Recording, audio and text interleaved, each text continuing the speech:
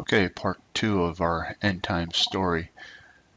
We left off, it was the Psalm 83 war, the populations and nations that currently surround Israel have adjoining borders, including Hamas and Hezbollah, Syria, Jordan, um, folks in the Gaza, and probably Egypt as well, lose against the Israeli Defense Forces in a major battle. And we proposed that maybe here in Obadiah, which uh, demonstrates some of this conflict, might give us a clue as to how it starts. But that's all I'd say it is maybe a clue. It looks like that the folks that are, the Arab and Muslim populations that are so concerned with the plight of the Palestinians, it looks like in Obadiah that's really a false kind of a concern. They're trying to get the Palestinians to launch attack against Israel, and that starts the war. And we've seen, the rockets from Gaza before, so it's very plausible that that might be the starting point for this Psalm 83 war, and that war may also extend to Isaiah 17, the destruction of Damascus, and I mentioned a bunch of other passages. So when we get in here to Ezekiel 38 and 39, it's too much going on to want to recap all that in this video. But it's a big war. Russia with Turkey or Russia with Iran in alliance with Turkey and a bunch of other Islamic nations coming after Israel. And the point of these two wars are stated, and they're both different. In Psalm 83, it's that Israel's neighbors want to wipe them off the map and prevent them from being, or stop them from being a nation anymore. In Ezekiel 38 and 39, it's clear they're coming down to take spoil. It's led by Russia, and they're just trying to take. Now, Israel's got huge natural gas deposits. They just found huge oil deposits. They just found, and they've got, I guess it's estimated, billions of dollars in natural resources and minerals in the Dead Sea. And presumably, if this war comes first here, Psalm 83, they've taken a big chunk of the lands of many of their surrounding neighbors, and so they'll probably have a very large footprint as well. So there's good reason for why at this point Russia may come down and try that, especially if America has been crippled earlier. So that's our little story there. Now, this war, Ezekiel 38 and 39, is stopped by God himself. And let's take a look at just one verse here, verse 7. So I'll make my holy name known in the midst of my people Israel, and I'll not let them pollute my holy name anymore. And the heathen shall know that I am the Lord, the Holy One of Israel. And so we can see that, it's going to be a miraculous salvation, because think of the size of this army that would be coming down. It's very much World War III-ish plus because of the size of these armies. That brings up one other point, and I was trying to go back. I thought it was Walid Shobat, but I couldn't find the reference I was looking for.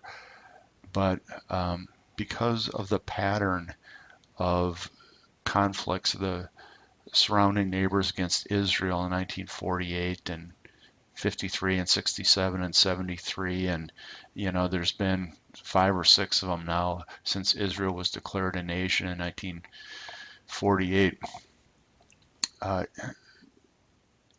Israel has won all of those, and I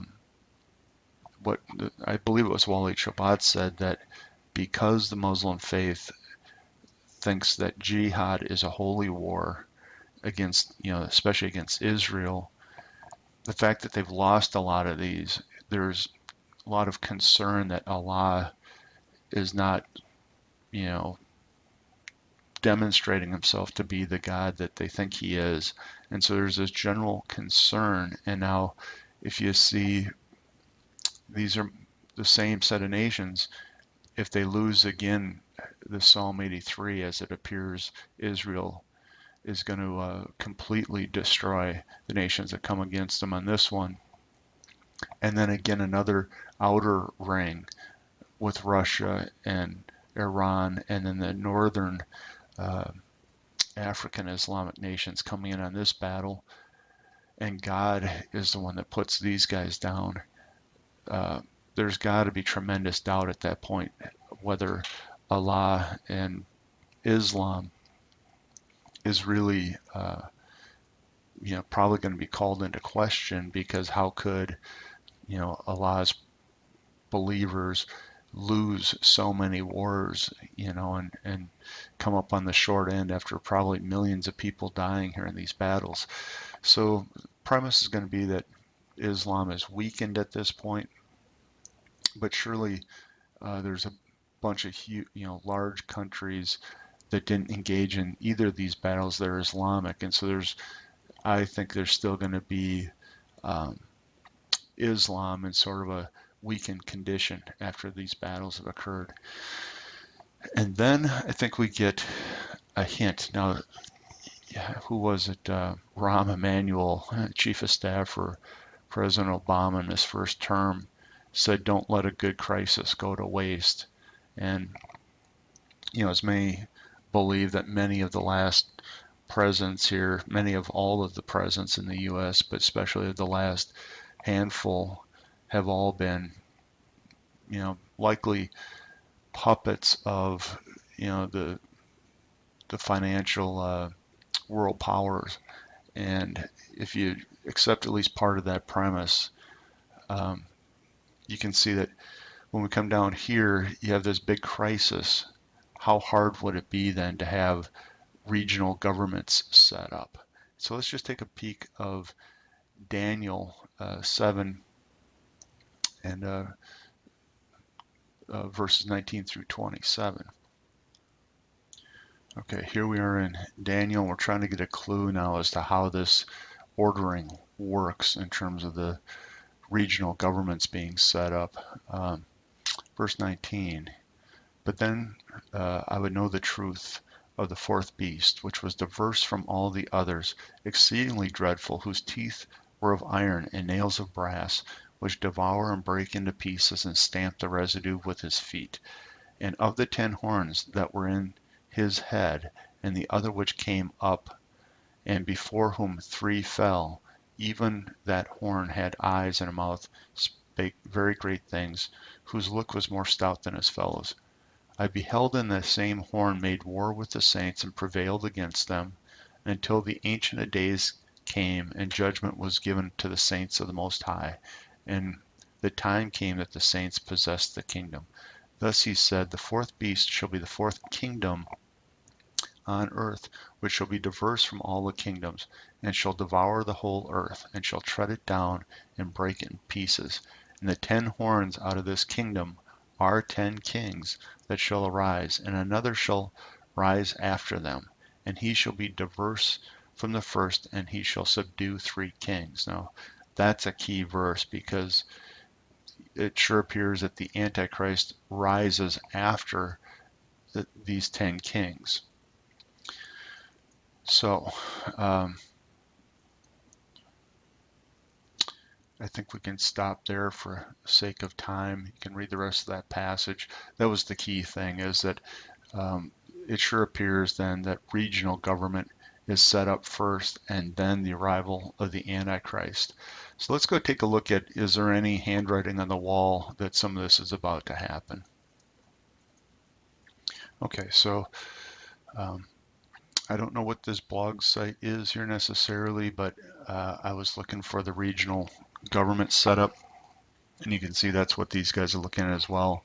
And they're talking about here the UN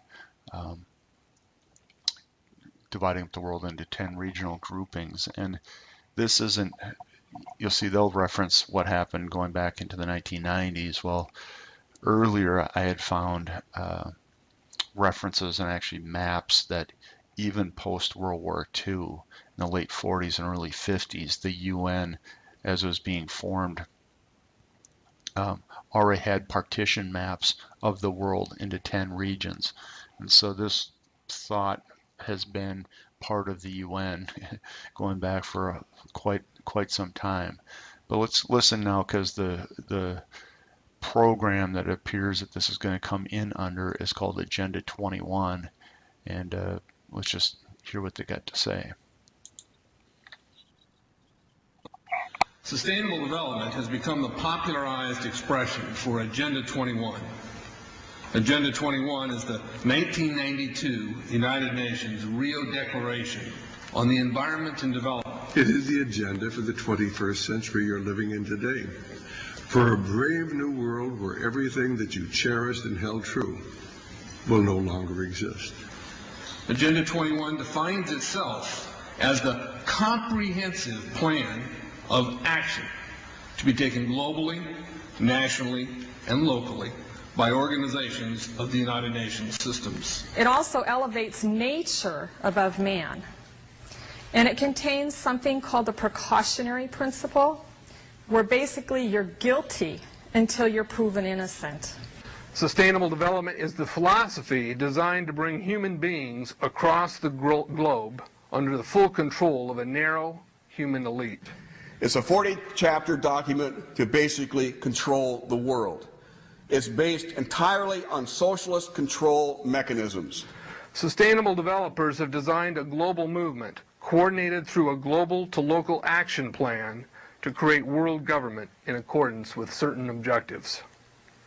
These objectives include an end to national sovereignty, the abolition of private property, the restructure of the family unit, and increasing limitations and restrictions on mobility and individual opportunity.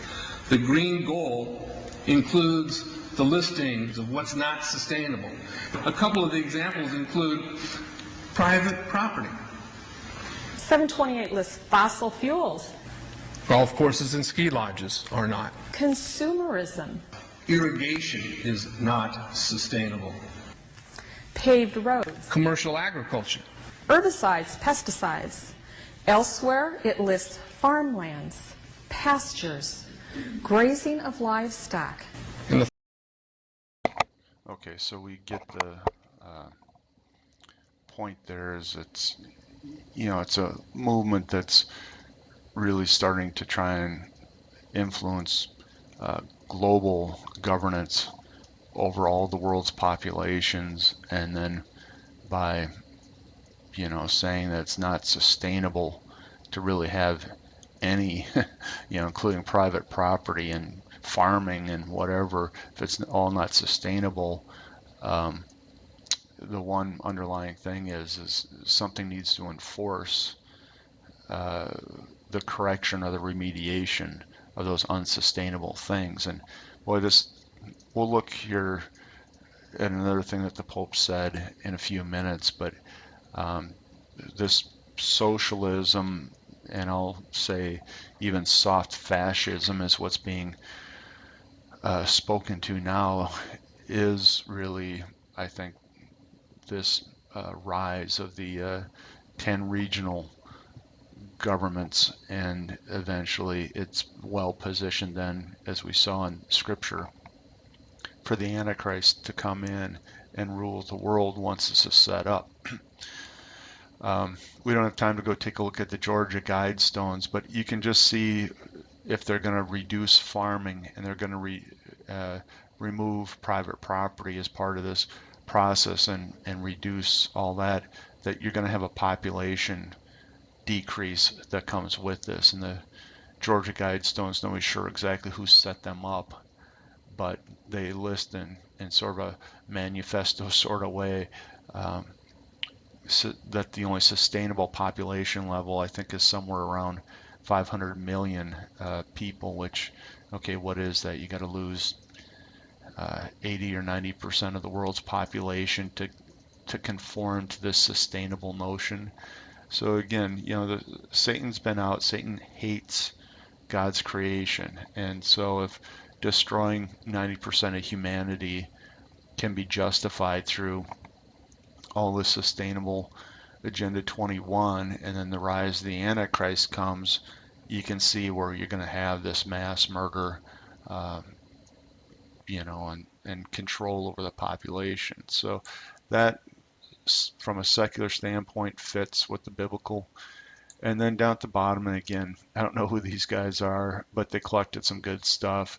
They had a map that was one of the back pages out of United Nations Millennial Development Goals report. And it just happens that, again, we've got 10 regional groupings coming from the UN. Hang on a second. Okay, I moved over to the actual UN document here, page 55. And again, you can go look this up, un.org, Millennial Goals, 2009 here, this report in English. And you can see how the UN has got us carved up. Now, as I said before, you can find maps that go all the way back to, I found at one point, I think it was in the late 1940s, where the UN had partitioned the world. I don't think it was about this sustainable development plan. I think that had more to do with regional kind of peace and governance kind of a philosophy. I can't exactly remember where I found that, but it's out there. If you dig around long enough, I'm sure you'll find it. The point is the UN's been on this track way before 1992. It was going all the way back just post World War, and likely before that. We made reference to um, the three world wars that Albert Pike had put into the Freemasonry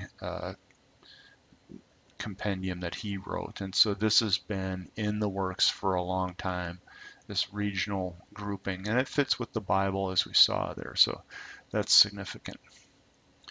Okay, one other thing I kind of wanted to take a look at is, and this is, we know we got to have the political as well as the financial come together. And the prior one, the Sustainable Agenda 21, would be the reason politically to get control over the populations and to control resources on a global basis.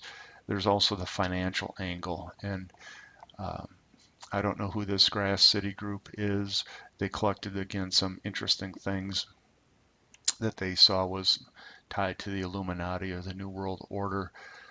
It's the same, or I'd say similar map, and again, you see the UN symbols down here, so I'm assuming it was all part of the same planning.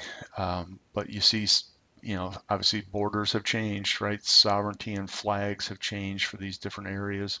We're part of the North American Union and, European Union, the South American Union. So you get it. You can see how the UN has grouped all of these folks. And then the concerning part then is, this is the Amero. Now, some people said that this concept of the Amero, when it was brought up, a decade ago, has since died off. But, what these guys are saying is that the new currency is already being printed and quietly distributed around the world. Can I verify that? No. But these UN plans to partition the world have been around since the 40s. It wouldn't surprise me in the least if they've had, here it says 2010 series, if they've had these currencies printed up and distributed for the last, 3 or 4 years. Yeah, I would say could very well have happened. And so you see, the monetary units of the Amero. And if you collapse the dollar and then you supplant the dollar with a regional currency, you've gotten rid of, the financial dominance of just one country across the world. And again, it brings us more into alignment with a plan of us just being one of 10 regions of the world. And so you can see here they've printed the paper bills, it appears, and then you can see that there's Amero coins. I don't know if this is a coin down here. I can't really tell from the picture what we're looking at, but presumably it looks like a coin. It says New World Order. I doubt they would actually print one that is that obvious, but you see the all-seeing eye, which is again the return of Lucifer, or if you want to say, going all the way back to ancient Babylon, the return of Nimrod.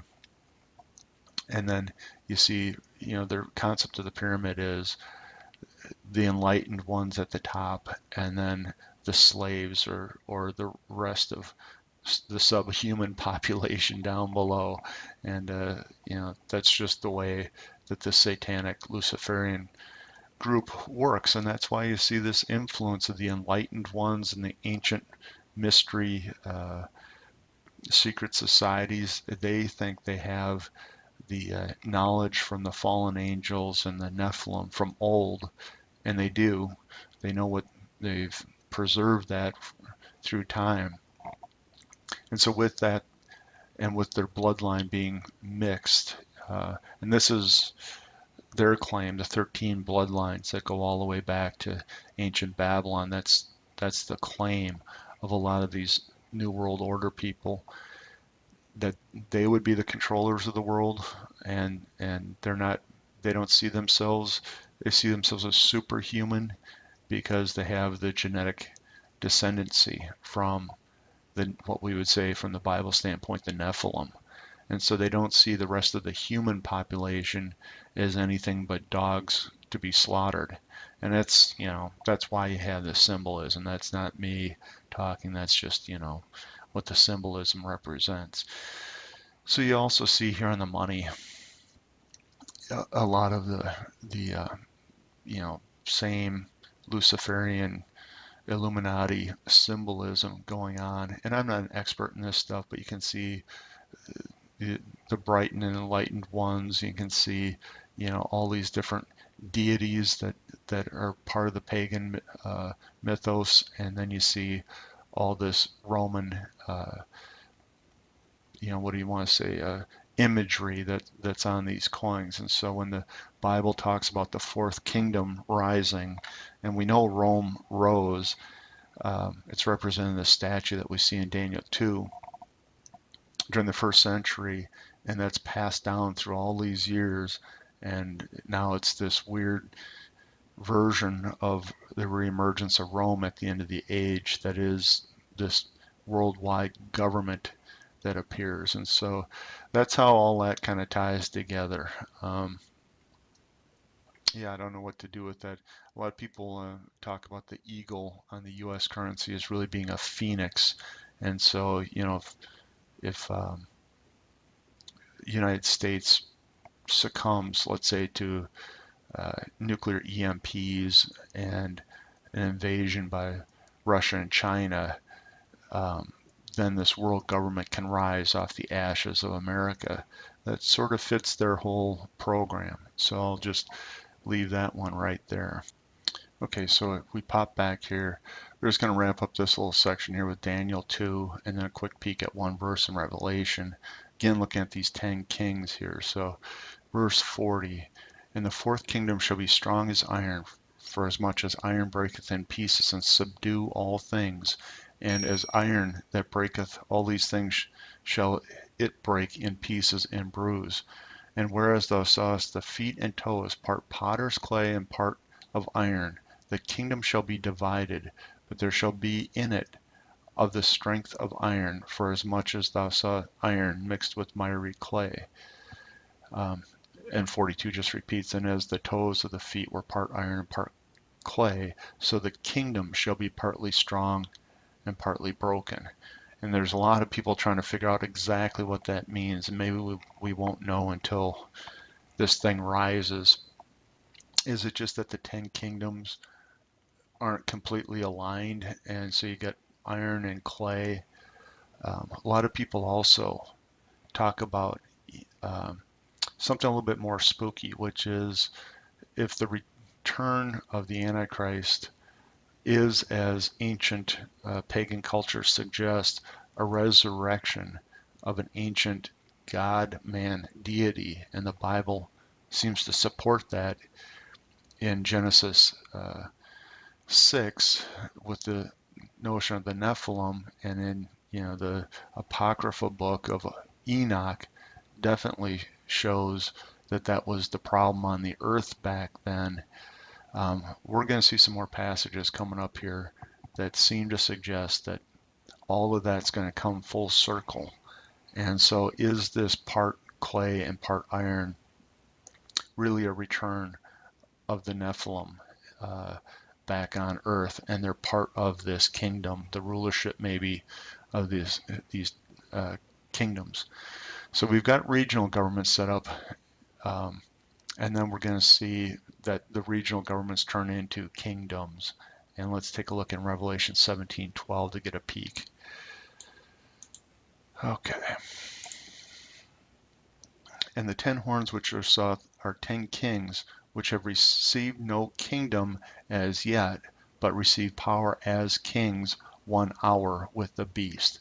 And so you can see there's regional government, 10 regional governments set up first, but they don't receive power as kings until our friend the Antichrist here rises. And so that's how I get the ordering on that. And so now let's dig into the heavy duty topic, and we'll see. We're probably, I'm looking at the time on the video, maybe I'll just stop when I get to the end of part 6 here and save it for a rainy day to talk about the remaining part of the story.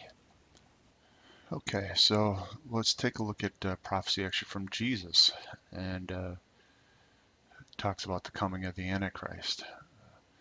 In John 5, here 43, Jesus says, I am come in my Father's name, and you receive me not.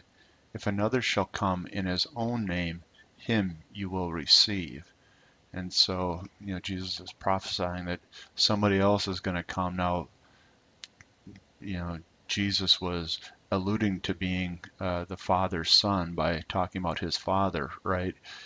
And they didn't receive him. And now another shall come in his own name, and him you will receive. And so, we know the Antichrist goes into the temple, into the Holy of Holies at the midpoint of the tribulation, and declares himself God.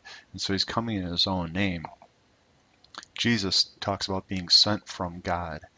And, the Jews of the day should have understood this concept of the sonship because of Psalm 2 and Proverbs 30, verse 4. So the Antichrist was to come, and he's not going to say he was sent from the Father. He's going to say he is God, which has always been sort of the message coming from Satan. So we know then, as the Antichrist arrives, that he comes in presumably in the realm of peace, and we'll see a passage here in a minute. It's Daniel 8. But he's also pictured in Revelation 6 in the first seal as the rider on the white horse, which one of the other things we have to notice is, Satan always in his plan is trying to copy and supplant God's plan. And so Antichrist doesn't just mean against Christ. It also has, in Greek, I guess, it also has the notion of in place of. And so, just as it says here, if Jesus was the Messiah sent from the Father, then we're going to get the Antichrist is going to come in his own name, but in the role of Messiah is what you can infer from here.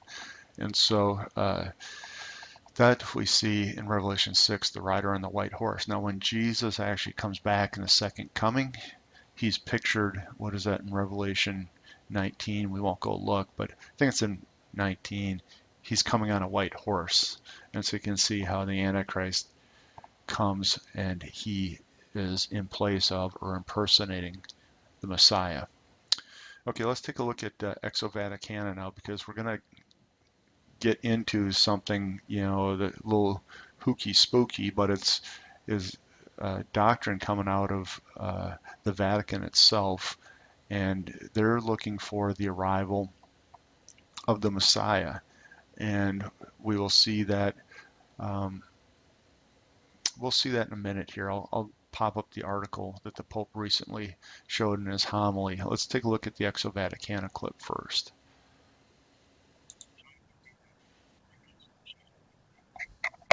Time that we previously chatted with you, and we got to what I consider to be the heart of the subject, and we ran out of time. But today we'll pick up where we left off. The book is Exo Vaticana. Let me read the subtitle: Petrus Romanus, Project Lucifer, and the Vatican's astonishing plan for the arrival of an alien savior. What a subtitle.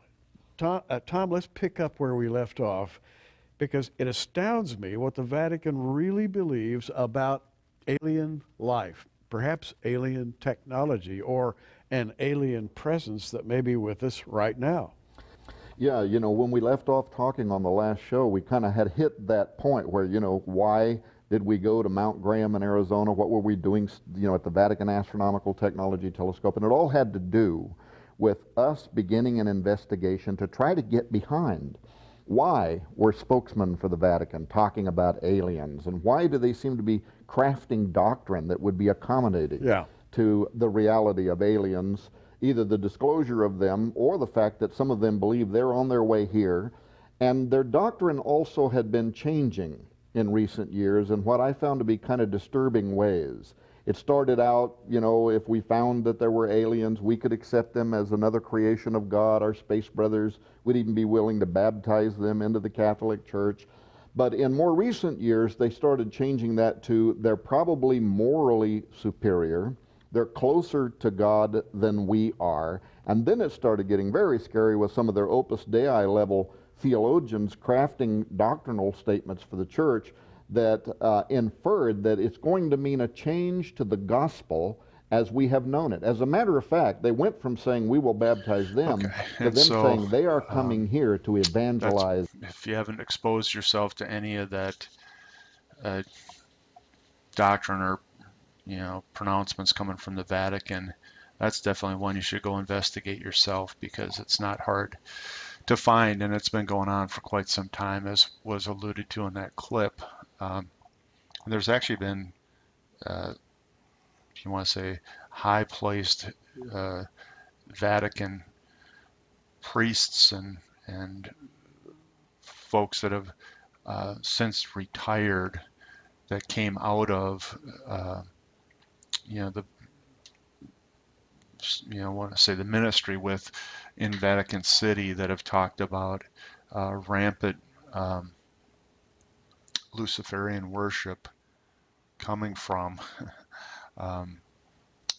Freemasonry and the influence of the Jesuits for decades and decades on the Pope and the office in the Vatican. So the whole thing is very dark, and then you get this alien thing that's been going on for quite a while, and I forget the name of the gentleman that came out. He did radio programs going all the way back to Coast with Art Bell and stuff, and he was I think he was an exorcist for one of the popes way back when, and he actually talked about the fact that they were looking for the arrival of the alien Messiah, Lucifer coming from the clouds. And that goes back to, again, probably well more than a decade ago,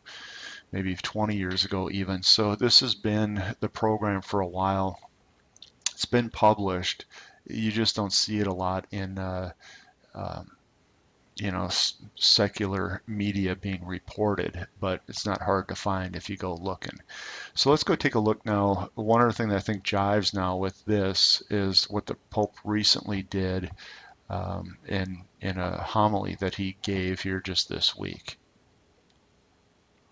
Okay, and so we're over here at an article, and I've done a couple of articles now on the recent stuff coming from the Pope, but he just had this homily this week, and this is published by the Catholic News Agency. He was pretty much talking about what does current persecution of the Christians mean, and the falling away from the faith mean. And he called it the pagan attitude. And he said, once we reach the fullness of this pagan attitude, the Pope continued, then yes, he will come. Truly the Son of Man will come in a cloud with great power and glory. Now, this is right out of the Bible, this part here.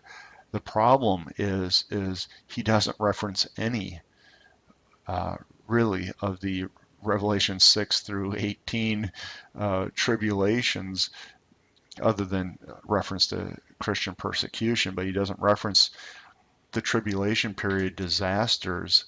And so what he alludes to just Christian persecution, and then all of a sudden the second coming of the Son of Man, which is really rather deceiving. Hang on. But we're back here now. What I wanted to bring up is that's deceiving because it could appear that the next event at that point would be the arrival of the Messiah versus the beginning of the tribulation period.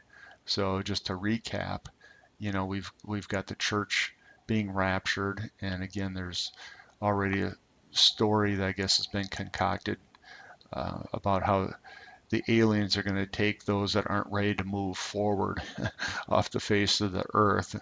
And so, that's out there. And then you see the destruction potentially of America, or maybe broader North America in here. Then you get these big wars in the Middle East, and you come down and the regional governments, I'll argue about at this point, are being set up because they need to be there for the 10 kings then to reign with the Antichrist. And so doesn't that really fit with what the Pope is saying? Then the next thing that's going to happen, according to the Pope, after the apostasy and all that, is the coming of the Son of Man on the clouds, not the coming of the Antichrist. At least that's, there wasn't a lot to go from his homily, but you could sure infer that he's not talking about the coming of the Antichrist. He's not talking about any of the rest of the stuff in Revelation, let's say, 6 through 18. And it just so happens to fit. That's the same story that we get. The Islamic folks are looking, especially the Shiite, are looking for the coming of the Mahdi. And they say he comes on the back of chaos breaking out in a war against Israel. So there, boom, it fits with that. And then you also have all of the pagan belief systems, and now they put different names on it and different rituals around it. But the Maya were looking for, what is it, Quetzalcoatl to return. The Native Americans, again, different beliefs in the different tribes, but a lot of them had this notion of the return of an ancient god. And actually, it's funny that the clip there, Tom Horn was talking about the Catholic folks have telescopes up on Mount Graham in Arizona, and they did that in conjunction with I forget, it was, I think, a European astronomical group. I forget which one, but one of those telescopes has a device on it called Lucifer. And so, now you got, the Catholics looking for the return, and I'll argue, of Lucifer. And the Bible also talks about his name being Apollo in Revelation 9:11. And the Kabbalah and the Zohar actually talk about the return of the Messiah figure, and they actually place it in this time frame, 2013 to 2016, something like that. And so this will be a very deceiving event, if you ask me. The Bible talks about the coming of the Antichrist, but all of these, the Catholics as well as the pagan belief systems, all are looking for the return of this messianic figure who is going to be their God. And so we see an image of that, and again, we won't have time to get into it, but there was a very good foreshadowing of this. It's referenced in Daniel 11, I want to say, Antiochus Epiphanes, and he was a Greek king that was trying to conquer, and he came down into Israel. And now actually what you get is many of the priesthood in Israel at the time um, were part of the Hellenistic Jews, which were the ones that actually were buying into the uh, Greek influence and governance of Israel, and they ushered in this Antiochus Epiphanes as king, and they led him into the temple in the Holy of Holies, and he proceeded to slaughter a pig on the altar, which is the highest form of blasphemy. That's the abomination that causes death. That was blasphemy. And then he set up a statue of Zeus, and some say with his head on it, in the Holy of Holies, which was an abomination of desolation, but it wasn't the abomination. Jesus talked about the abomination of desolation being a yet future event. So what we've got, though, is the typology or the allegory of the Antichrist coming, being actually ushered into the Holy of Holies by at least a certain portion of the Jewish priesthood, which would be right in line with the Zohar predicting that the Messiah is coming. And so they'll think that he is the Messiah, let him right into the temple, and then he sets up, and we won't go into the passages, but we see that he sets up the abomination of desolation, and anybody that doesn't worship to it gets destroyed. Whew, so that's some heavy duty stuff. Now, I want to transition to a thought then, if we assume that the story is roughly correct up until this point, because there's a clever story being crafted, and I see it out quite a bit because I'm on YouTube. Other YouTubers have picked up on this thing, which that America is Babylon. And the Jonathan Kleck video we did in the first video in this end time story, he talks about it, but a lot of others have picked up on that and repeat it. And I think it's unbiblical. I think if you look at Jeremiah 50 and 51, even if you look at the use of the daughter of Babylon versus Babylon, I don't think you can put Babylon in America or in New York City. So I did a whole video on this. I just can't buy into it.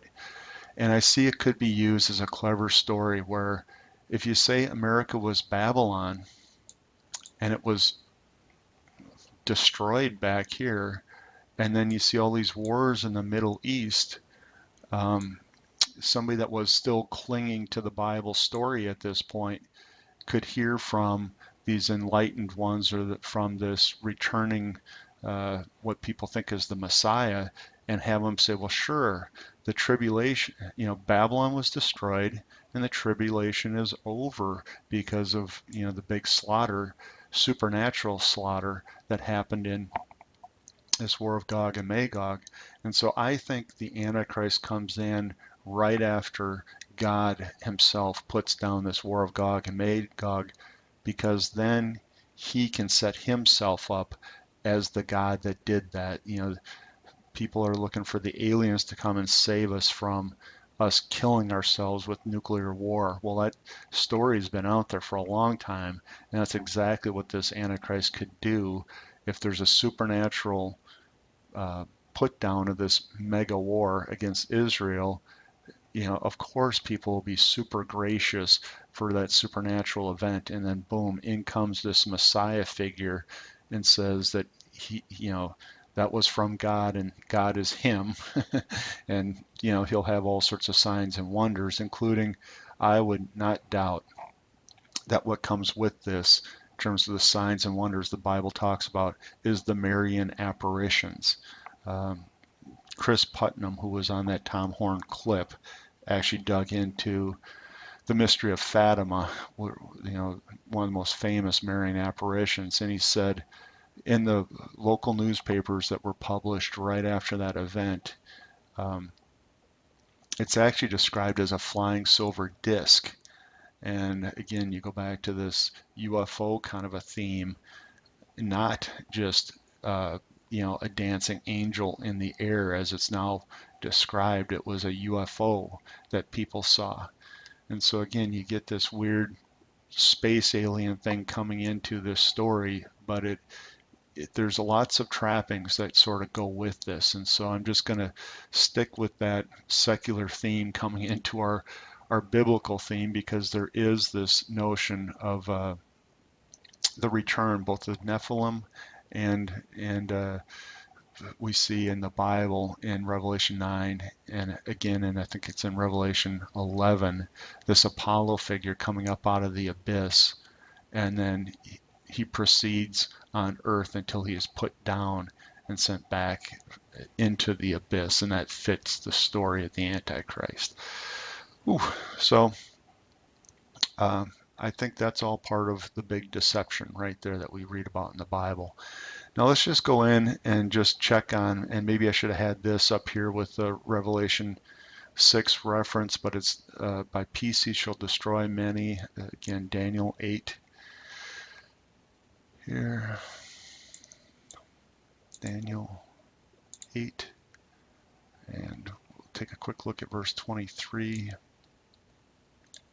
And the latter time of their kingdom, when the transgressors are come up to the full, a king of fierce countenance and understanding dark sentences shall stand up, and his power shall be mighty, but not by his own power, and he shall destroy wonderfully, and shall prosper and practice, and shall destroy the mighty and the holy people, and through his policy also he shall cause craft to prosper in his hand, and he shall magnify himself in his heart, and by peace he shall destroy many.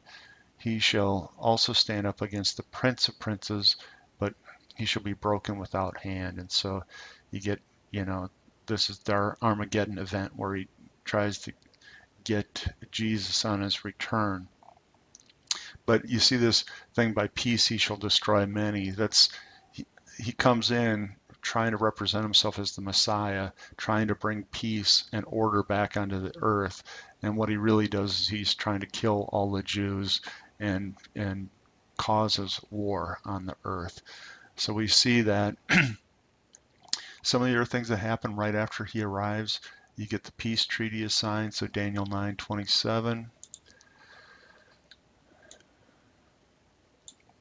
And he shall confirm a covenant with many for a week, and in the midst of the week he shall cause sacrifice and oblation to cease. So see, the temple's there at this point, and for the overspreading of abominations he shall make it desolate, even until the consummation, and that is determined shall be poured upon the desolate. And he's pictured in the allegory of Antiochus Epiphanes, and he's going to confirm a covenant for a week with the Jews. It'll seem peaceful, and then when he represents himself as God, all heck breaks loose. Also, what we have in the references is in Revelation 11:3. We're not going to look at it, but the two witnesses arrive somewhere early in the program, and I'll argue it's probably right after this peace treaty is signed, because they're there for 3.5 years, and in Revelation 11, which is at the midpoint of this 7-week covenant, the Antichrist actually kills them, and they lie in the street for 3 days until they're resurrected. And so they're there right there after the peace treaty has been signed. And then I think we see the economic collapse, and that's what's pictured in Revelation 6, 6 through 8. And now the last thing that we're going to dig into with this video, because we're going long, is the return of the Nephilim biblically. Okay, so to wrap up this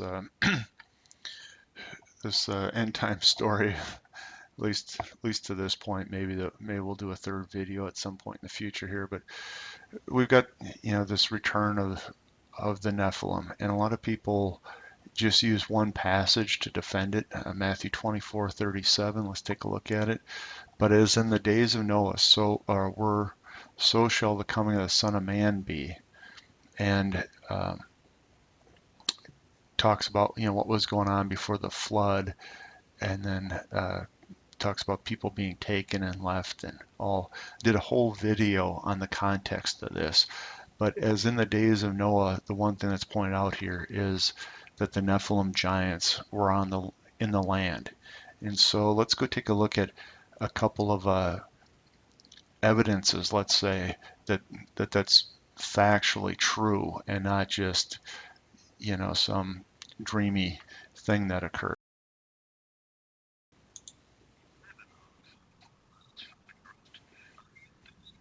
In Lebanon, 44 miles from Beirut, are the imposing ruins of Baalbek. There is mention of this place in the Old Testament's Book of Kings. Baalbek in particular is a very good example. That has the trilithon. Those are the largest stones in the world ever used for construction. They're so large we don't even know their actual weight. Those stones were somehow quarried, moved 5 miles, lifted 25, 30 feet in the air, and placed together so closely that you can't fit a razor blade or a piece of paper in between them. We have no idea how they did it. We don't have a crane in the world that can lift weights anywhere near what those things are. No one knows for sure, but according to Arab tradition, the earliest temples were built here after the Great Flood by a tribe of giants for the biblical king Nimrod. Okay, and Baalbek is famous, and but it's not the only place. Now, the giants were established in the land of Canaan, and we'll see biblical reference to that in a minute here. But there's something else, not only of the size of the construction projects that they could undertake, but the fact that it wasn't just Baalbek in Lebanon, but the temples all over the world, ancient temples all over the world, and the megalith structures in general is what's being referenced to,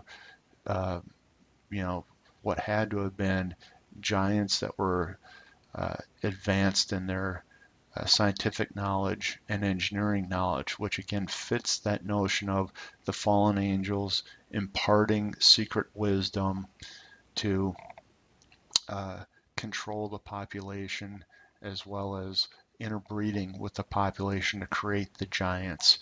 In the first place, I know that sounds so fantastic if you haven't been exposed to this before, but we just saw, and you can go study Baalbek, we don't even know how those structures were built and how they're built with such precision. And I'll just challenge anybody that's listening here, if you're not convinced, go look at megalith structures in general on the internet. You'll find them again anywhere that these pyramid structures had existed in the past. And so again, southern Mexico, South America, China, the US, they're everywhere. And one other thing we can take a look at quickly here is what's called Nazca lines, and this introduces another concept of these are lines that were drawn in the earth, and if you stand among them, they're such huge dimension that you don't even recognize that there's anything special about them. But if you can go up in a plane, for instance, you can take a look at some of these pictures, and they form all these interesting shapes, and there's bunches of these things, and they could have only been done literally from space. And even more, if you think about the coordination it would have taken to have it laid out, you would have to be positioned over these areas probably for long periods of time in order to ensure that the drawing looked right from the air is what they were intended to be. And so you can see all of these that have been found, and again, they're throughout the world, and that can only be explained if there's some sort of ancient technology that existed that allowed them to make these drawings, that would only be recognizable from quite a distance up. So I challenge you to go look at Nazca lines, because it points to something that, clearly was there, and these are ancient, it clearly was there from a technological standpoint way before what we know as, civilization in these different areas.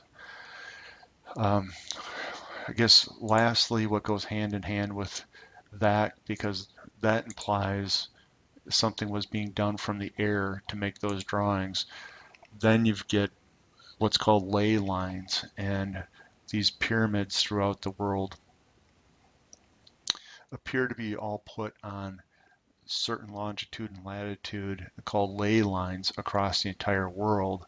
And and here you see the reference to they're the monuments and the megaliths that apparently were put on um, these coordinated lines. And so if you go into, again, the Freemason belief, the secret knowledge, this is the secret knowledge that was passed over time. Why is it called masonry? It's because of the construction of the megaliths, the monuments, the temples. That's the ancient knowledge and the history that was passed down through the ages. And so just challenge you to go dig into this some. Of course, there's people that challenge some of this, but there's so many now Bible scholars that are agreeing with this whole program that there's ancient technology. Ancient Nephilim were the product of the fallen angels and humans. They were imparted with wisdom from the fallen angels, heavenly wisdom, to be able to construct and do all these things. And so, it's the explanation for what's seen in the physical on Earth that we know is ancient, but we couldn't even replicate it yet today.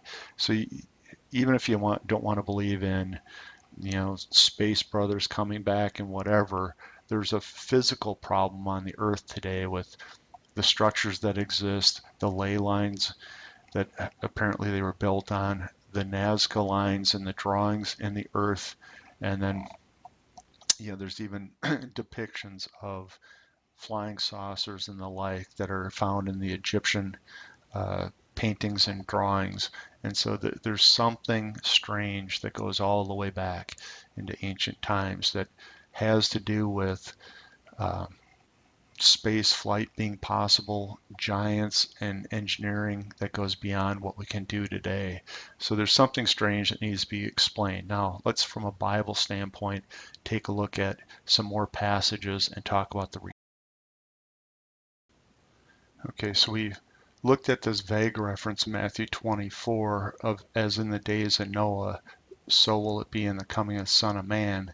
And in Genesis 6, you see that the giants were in the land, and that was right at, the story of Noah there, right? And so that's a pretty good reference. I think a better one is this, and I don't see a lot of Bible prophecy people expositing this Numbers 24, but I think this is more powerful even than than the Matthew 24. So Numbers 24 verse 14, and this is Balaam and Balak, and they're standing up on a mountain, and what they see down below them in the plain is the 2+ million probably Jews coming toward the promised land, and that's the land of Canaan, which were inhabited by the Nephilim giants of the time.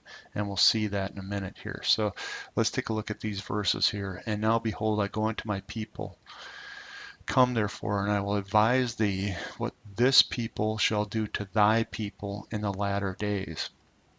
So there we got a reference. And he took up this parable and said, Balaam son of Beor has said, and the man whose eyes were open has said, he has said, which heard the words of God and knew the knowledge of the Most High, which saw the vision of the Almighty, falling into a trance, but having his eyes open. I shall see him, but not now. I shall behold him, but not nigh. There shall come a star out of Jacob, and a scepter shall rise out of Israel, and shall smite the corners of Moab, and destroy all the children of Seth. Okay, and Edom shall be a possession, and Seir also will be a possession for his enemies, and Israel shall do valiantly. And out of Jacob shall come he that shall have dominion, and shall destroy him that remaineth in the city.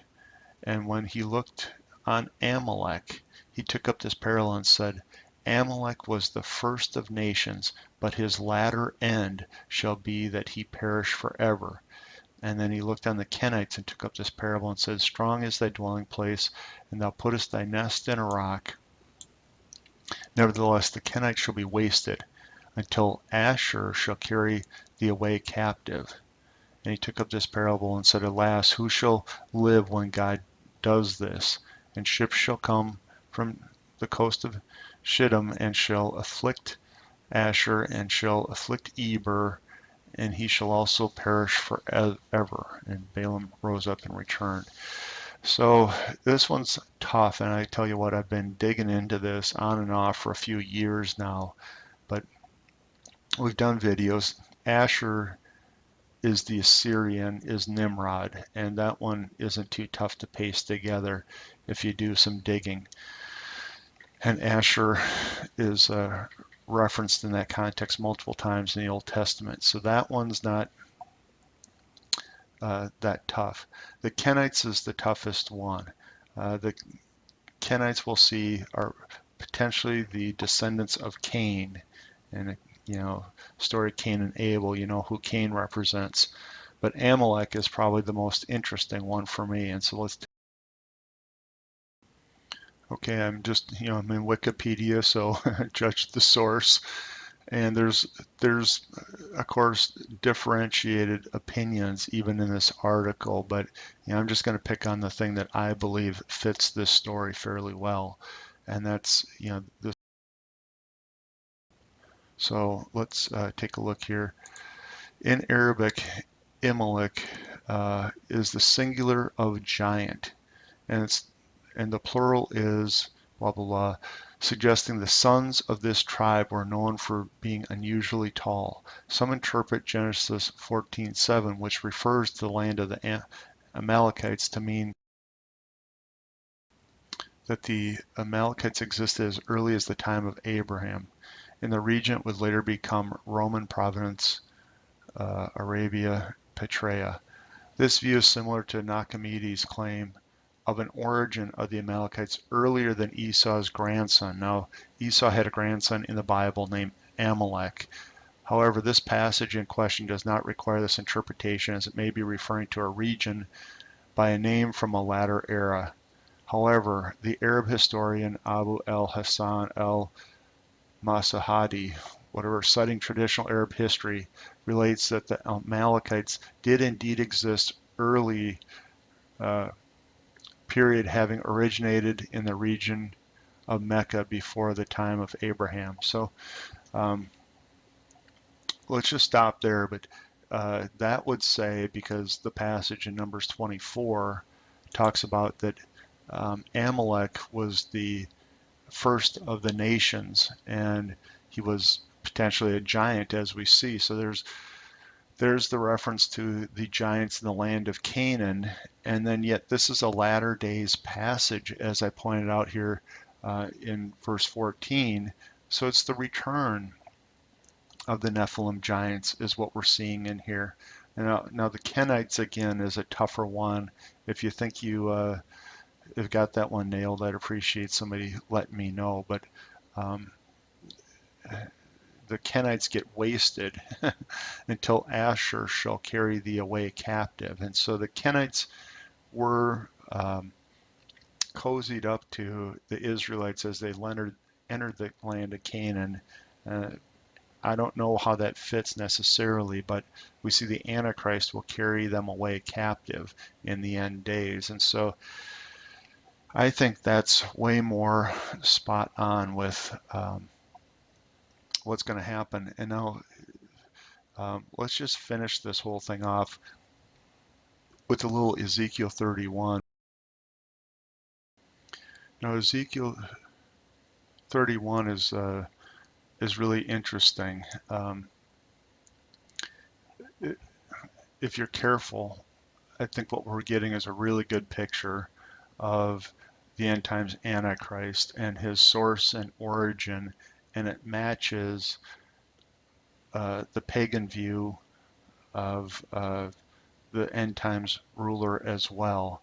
And it's really interesting because it's using this tree metaphor, and I did a whole video on this. But this tree has roots in the abyss, and its top goes up into the upper boughs, or in other translations, into the heavens. And so that's, the Antichrist, after he's indwelled with Satan. That's exactly what is being pictured here, and it's very likely the tree of the knowledge of good and evil that we see in the Garden of Eden, and we see at the end of the passage. That's exactly where, this King James version of the translation puts the context of this Antichrist figure, is that he was the most exalted tree in the Garden of Eden. I'll just read here the last few verses. I made the nation shake at the sound of his fall, and when I cast him down to hell with them that descend into the pit, and all the trees of Eden, the choice and best of Lebanon, all that drink water shall be comforted in the nether parts of the earth. They also went down to hell with him, them that be slain with the sword, and they that were his arm, and dwell under his shadow in the midst of the heathen. And so I'll let you guys dig into this a little bit more, but this is the Antichrist being cast into hell, and them that were with his arm. And again, I'll say we're in the end times here with this passage, and I'll say that's the Nephilim descendants that go with him. And I'd also challenge people, some don't like this, but I challenge some people to go dig into the next version of the Septuagint and take the context I'm giving you and read chapter 31 and 32. And I think it's just a little bit more clear that it's the Antichrist and his descendants that, the seed of the serpent, the Nephilim, if you ask me, is what's being pictured. So I know this was a longer one. I'll end the story there. We've got the Antichrist, we've got the Nephilim return, we've got the Antichrist pitching himself as the Messiah when he is not. It fits with both current Catholic doctrine and not. They see him coming in the clouds. I guess I can leave you with a little video clip just to show you that there's definitely strange stuff that's going on now in terms of the space people, and you don't know what to trust on any of this internet stuff, but there's so much going on now that you can see this story being built if that's really what we're seeing. So let's leave you with a little clip, and Lord willing, we'll see you on the next video.